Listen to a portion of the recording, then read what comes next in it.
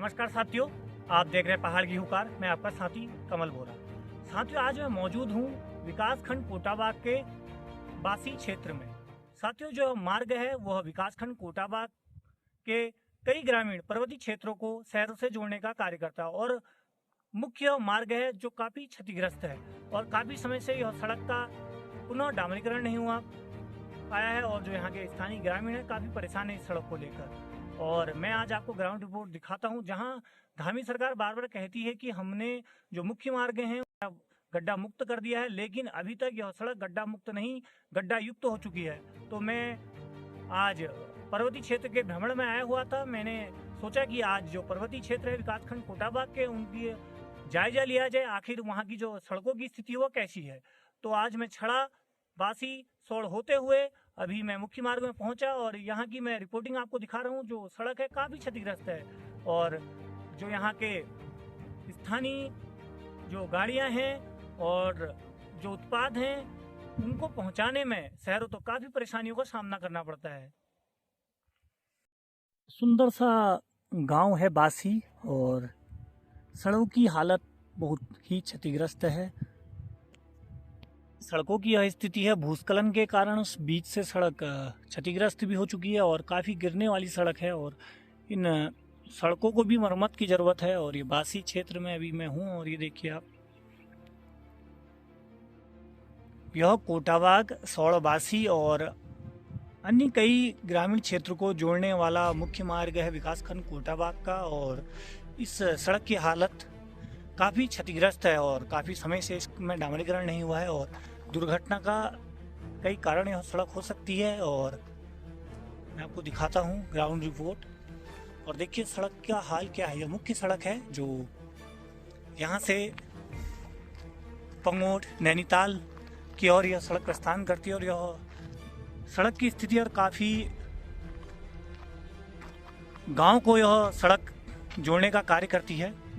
इसमें हम लोगों को बड़ी दिक्कत है। यहाँ से हमारा मुख्य मार्ग ये कोटाबाग से मिलान है, बाजार हमारा कोटाबाग है सर, और ग्रामवासियों को इसमें बड़ी समस्याएं आ जाती और ऊपर से खरे में से पत्थर गिरते हैं रात दिन, और जबकि आना जाना हमारा बंद हो गया और इस वजह से हम लोग परेशान हैं। तो अथवा लिहाजा सरकार हमको कुछ इसमें कुछ अपना सहयोग करा करके रोड को हमको सही तरीके से दे दे, ताकि ग्रामवासियों को जो असुविधाएं ना हो। कहीं दुख तकलीफ हो गया तो आने जाने में बड़ी परेशानी होती, बहुत दुखी रहते। खुद मैं ही एक बार आ गया था पत्थर के चपेट में, बीच रोड में गया, ऊपर से आ गया बहुत भारी ढिमक। अब जाऊँ तो कहाँ जाऊँ, घुटने तक कीचड़ में फंसा ठहरा, अपनी जगह पर वैसे ही बैठ गया सर में। मैंने कहा होगा जो होगा, फिर भी उछाल खा करके पत्थर नीचे चले गया, बच गया वहीं पर। तो समस्याएं बड़ी भारी समस्याएं हैं। ये रोड से रिलेटेड हम लोग यहाँ पे बहुत ज़्यादा दुखी हैं। थोड़ी सी अगर बारिश यहाँ पे होती है तो रोड के मामले में बड़े परेशान लोग यहाँ रहते हैं। थोड़ी सी बारिश में ये होता है कि ऊपर से पत्थर, मिट्टी, पूरा भूचाल जैसा यहाँ पे आने की स्थिति रहती है। इतनी मिट्टी यहाँ पे आ जाती है तो लोग बड़े दुखी रहते हैं सर इस मामले में।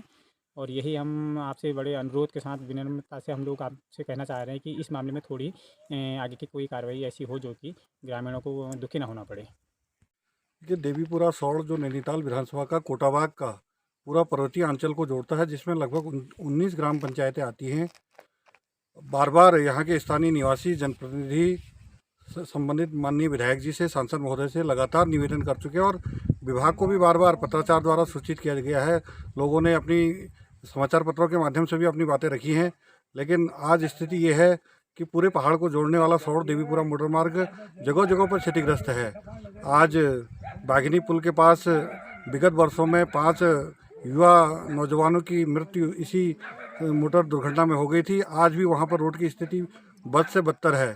बार बार कहने के बावजूद भी, विभाग निवेदन करने के बावजूद भी न प्रशासन जाग रहा है, ना ही विभाग, संबंधित विभाग अपनी जवाबदेही मानने को तैयार है। साथियों, सामने है बासी गांव और यह है मुख्य सड़क। आप इसकी स्थिति देखिए किस तरह, और नीचे काफ़ी बड़ी खाई है यहाँ पे। और ऐसी सड़कें कभी दुर्घटना का कारण हो सकती है और 2 पहिया वाहन जो हैं उनके चलने अनुकूल यह सड़क नहीं है और मार्गों में झूठे नजर आ रहे हैं। और देखिए आप सड़क की क्या स्थिति है और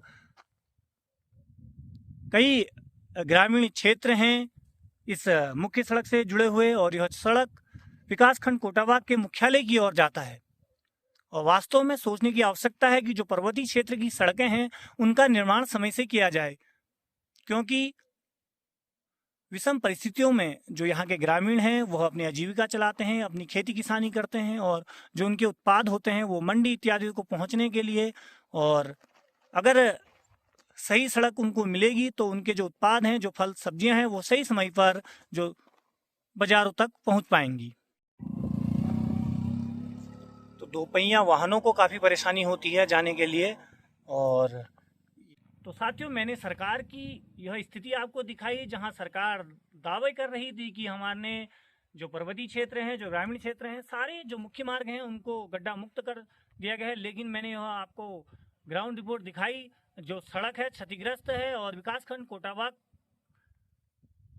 को पर्वतीय जो क्षेत्र हैं उनको जोड़ने वाले मुख्य मार्ग है, और कहीं ना कहीं सरकार की नाकामयाबी यहाँ पर नजर आ रही है। और सरकार ने वास्तवता में धरातल में सड़कों का सर्वे करना चाहिए, और जो दो पहिए वाहन हैं उनको काफ़ी परेशानियां हैं, क्योंकि जो दो पहिए वाहन है वो फिसलने का, गिरने का, नीचे काफ़ी बड़ी खाई है और गिरने का डर रहता है। तो मेरा सरकार से, लोक निर्माण विभाग से निवेदन है कि जो यह सड़कें हैं, जो मुख्य सड़कें हैं, क्योंकि कई प्रकार के कठिनाइयों के बाद यहाँ पर किसानी खेती ग्रामीणों द्वारा की जाती है, जो उनके उत्पाद हैं सही समय पर बाजार में नहीं पहुँच पाते हैं। क्योंकि तो साथियों, यह ग्रामीण क्षेत्र का, पर्वतीय क्षेत्रों का एक मुख्य मार्ग है, और जहां धामी सरकार बार बार दावा कर रही थी कि आने वाले समय में जो सड़क है उसका निर्माण पूर्ण हो पाएगा।